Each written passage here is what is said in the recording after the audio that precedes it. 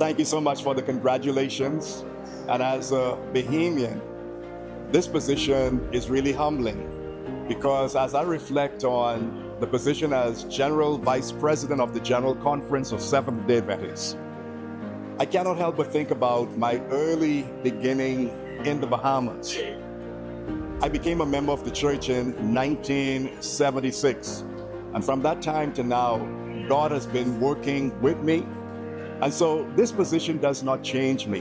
It makes me even more dependent upon God because in this capacity, I get the opportunity to represent not just the Bahamas, but the Inter-American Division. I'm a product of the Inter-American Division and serving here at the General Conference. It is a position where I represent the interest of the Inter-American Division membership and its leadership, and by extension, the concerns of the entire world. I started the journey as a pastor, but even before that as a call porter. And going back as a call porter, it helped me to be able to relate to people, to face people, to be able to canvas, to answer questions, and to deal with disappointments and embarrassments. And then becoming a pastor, it was my privilege to serve in different churches, not only in the Bahamas, but also in the Cayman Islands. And this helped to broaden my experience. And then eventually I'd become a departmental director, having served in education, youth ministries, what else? Spirit of prophecy, ministerial, and possibly some others that I do not remember. And then I would become a secretary of the local Bahamas conference then, which is now the South Bahamas Conference. And then I would become the president of the conference and eventually the president of the Atlantic Caribbean Union when the former West Indies Union was restructured, becoming two unions, the Atlantic Caribbean Union and the Jamaica Union. So all of these have been experiences that God would have used, and also relating to people, relating to different leaders and situations God used to prepare me for this moment. And I'm still being prepared because no one is ever ready for any position. You must always be dependent upon Christ.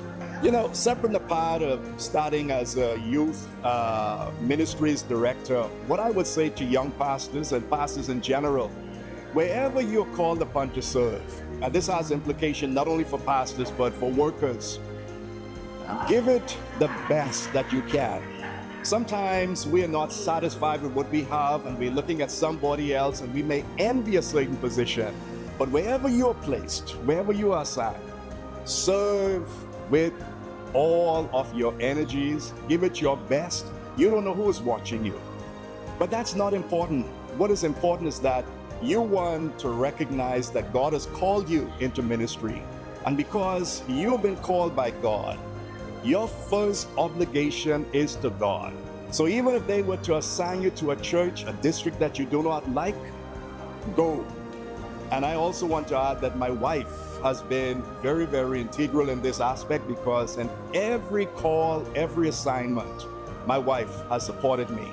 And so that helped to make my ministry much more enjoyable, knowing that she was on board, she was there supporting me.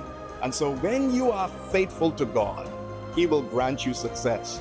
But when we are looking for position, title, and success, sometimes we compromise in the process. But when we make faithfulness to God our objective, He will make us successful, and that is true success.